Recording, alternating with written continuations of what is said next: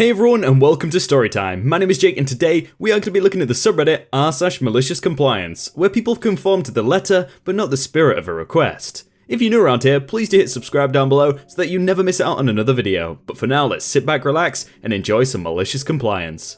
You want me to take breaks on time? Sure. Some quick explanation. I work for a huge company in the customer services department. My job is mainly emails. So, a customer will call, speak to a colleague who will create an issue form and send it to the correct warehouse.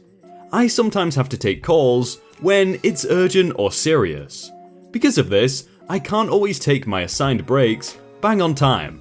This will be important later. Last week, my manager left for a new job, which sucks because he was awesome. And the guy covering for him. Let's say if someone dropped a car on his head, I wouldn't lose sleep over it. Anyway, right off the bat, on the very first day, new manager M starts barking orders. I already knew him, as a very good friend/colleague worked under him for months. I had previously spent 30 minutes talking to said colleague because the manager made her cry and hate the job. I used to carry out some extra jobs for the previous manager, but something had happened, and I no longer wanted to do it. I informed my old manager, who understood. There were two of us doing this job, let's call this colleague. The new manager basically questions people like it's an interrogation. I have gone far as to say to people in passing, if I fart, I swear he'll expect me to somehow tell him it smells. The new manager told me off the second day for not taking my breaks at the correct time. I tried to explain that this isn't always possible. If I get an issue form 5 minutes before my break and it takes 20 minutes to fix, I'll just go for my break after and still have the same amount of time. That's not acceptable. You are expected to be available to take any issues outside your allocated break times. I understand, but again, enough! I've told you already. Let this be the last I hear of this. Okay. The following day, the new manager approached my colleague and told her she's expected to carry out the old extra task. And I am too. Has the new manager told you about the extra task? No, what's up? He wants us both to... She explains the new way. Yeah, I'm not doing it. I told the previous manager I was dropping it. Okay. 5 minutes later, the new manager messages me. Colleague tells me you don't want to do the extra task. Why? I have my reasons for not wanting to take on the responsibility. Then please explain them to me, as I am making a reasonable management request for you to support your team. Sure, I don't want to because it's not part of my role. I am not obligated. I am underappreciated and I get nothing extra from it. And a few other private reasons I don't want to discuss.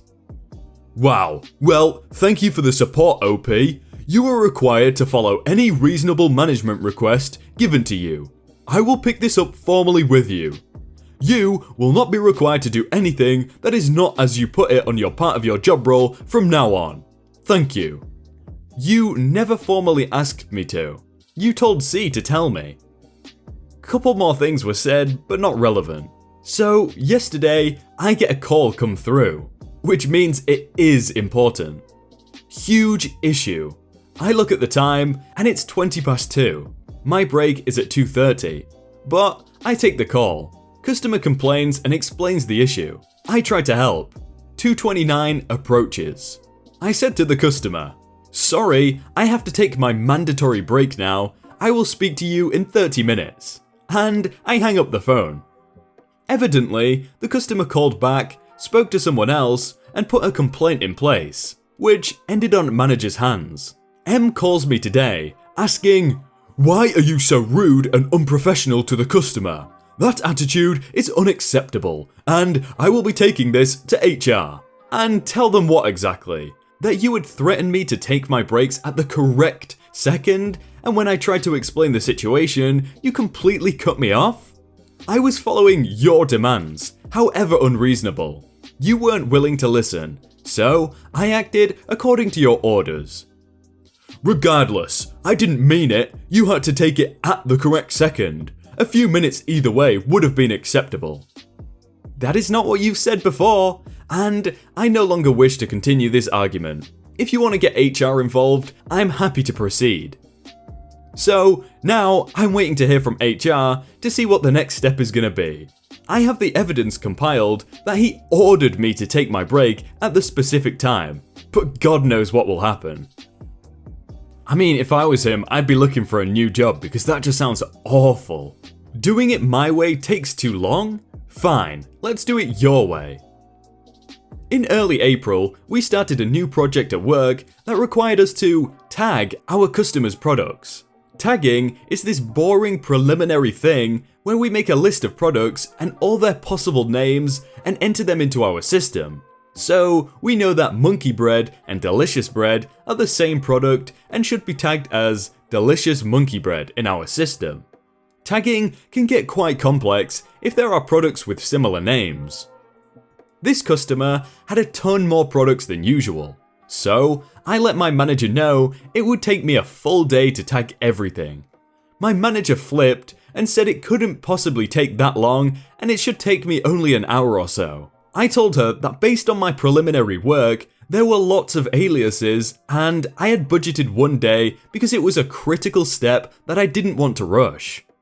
Now, tagging is something I've been doing for years, and I know all of the possible mistakes and ambiguities that can cause trouble later on. I also know how to optimize the tags so we save time in the long run. You can tag quickly or you can tag well, not both. Manager, unfortunately, is new to the industry, so she thought I was just slow at this part of my job. She told me she would be doing the tagging because she was quicker than me. You can see where this is going. Her tags were a mess. To begin with, she couldn't even do it in 1 hour. Took her over half a day, so she didn't save that much time. As for the tags themselves, she had done things like tagging anything with the words monkey and delicious to save time. So we had squeaky monkey toy and delicious veggie soup being tagged incorrectly as delicious monkey bread. It was obvious that this would cause issues, but I was forbidden from wasting time editing the tags since they were already done. So I went full malicious compliance on that project. I did the analysis using the wonky tags and the results were atrocious. The data made no sense and the client flipped when they saw it. Eventually, I had to throw out everything, manually fix the data, and redo the analysis. In total, this took me about a week. My manager tried to throw me under the bus, but 1, our system logs showed that she was the one who set up the tags and I had not touched them. And 2, she can't take me off this project because no one has the specific expertise needed to replace me. Eventually, manager had to write a very apologetic yet vague email telling our client that someone unfamiliar with the tagging system had made a mistake due to inexperience, but this person was no longer on the project and steps would be taken to make sure this would not happen again. Today, I'm going to spend the entire day fixing all the tags for this project. It's still a boring job, but I know I can take my time. Manager is not going to question how long tagging takes me. I mean, if I was going to tag this malicious compliance story, it'd be that she made a monkey out of her manager with some delicious malicious compliance. Get the new guy to do the order that requires perfection? Sure. Okay, so I worked in a warehouse that had a retail shop attached to the front. We sold all sorts of random stuff, from car parts to electronics. We sold wholesale and retail from the same stock. Well, I was in charge of the warehouse. I did most of the outgoing orders. I had systems in place for different customers as each customer required different results. The same job for one customer could take twice as long as another customer. So, we get a massive order to be exported to a nearby country. Hundreds of little parts and no stickers are to be attached to any of it, as our stickers had our pricing on it and the exported products would be in a different currency. So, I started setting up to do the job and putting things into big piles so they will stack nicely. But the boss comes wandering out and tells me the new guy, who is on probationary wages, so way cheaper than me, will be doing this order. I state very clearly that he's not capable of doing it, as this customer requires that no mistakes are made. Errors with quantities could land us in hot water, especially with tax and customs. I don't want to sound like I was God's gift to warehouses, but I was good at what I did because I used systems to double check my own work. That takes time though. Who knows, maybe that's how I came across when I said the dude couldn't do it. In any case, I get into a lightly heated argument with the boss as I did not want to clean up this mess. He flipped his lid and told me to keep away from the job. Malicious compliance begins. I stay well clear of the poor dude. He's lost and floundering. I can see that he has left the stickers on whole boxes of product. He isn't doing anything by my procedures and isn't double checking his own work. Not surprising, as I hadn't taught him yet. Which meant the likelihood of a mistake would be huge. He needs help desperately, but I was nowhere to be found. Bossman would never stoop so low as to come and find me, so he gets another new guy to help. Second new guy has the same lack of knowledge, so now there are two people doing the job badly. I remain hidden. The days roll on and the palette fades from memory until I hear a frantic bossman screaming about a messed up order. Now, I'm always the first to admit fault if something goes down. It's not valor, it's just less likely you will get in trouble for something you admit rather than hide.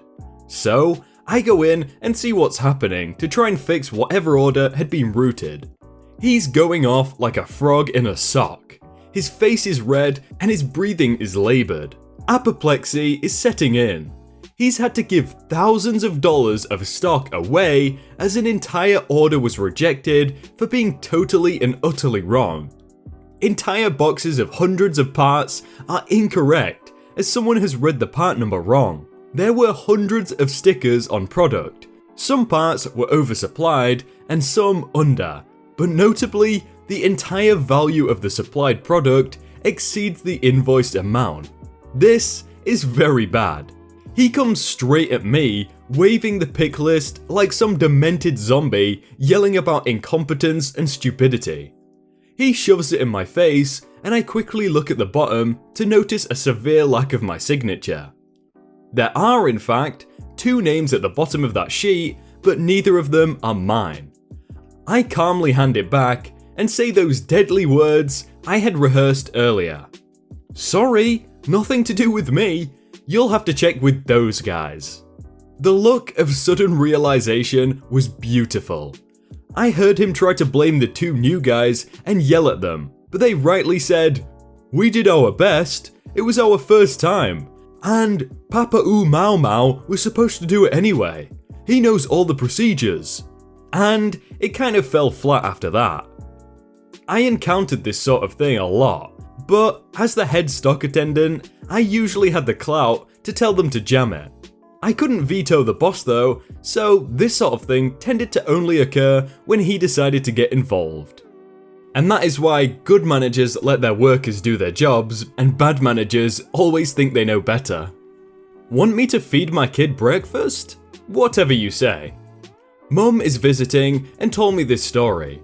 When I was younger, I couldn't eat first thing in the morning or I would throw up. I remember it being this way until I was a teenager, so it took a while to grow out of it.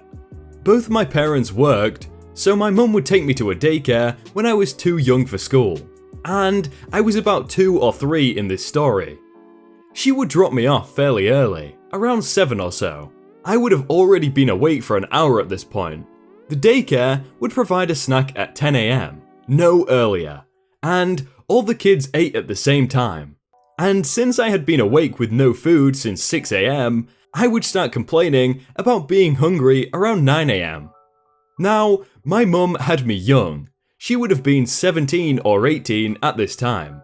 So, the daycare, thinking she was young and dumb, told her she had to feed me breakfast, and would not listen when my mum said I would throw up if I ate anything as soon as I woke up.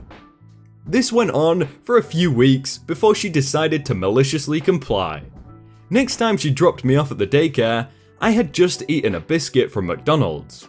She told the daycare workers such. I walk into the daycare, sit down at my favourite toy, and then vomit starts flying. It took her doing this one more time before the daycare workers asked her to stop feeding me breakfast. I'm like the complete opposite. I can't go about my day if I don't eat anything straight away when I wake up. It's weird, but yeah. Hey everyone, I hope you all had a really good day and that you enjoyed that video. If you want to check out some other videos, then click on screen right now or check out the playlist down below. If you enjoyed that video, then please do leave a like. And if you want to submit your own stories, then you can do so by joining the Discord in the top link in the description. But thank you so much for watching, and I will see you very soon.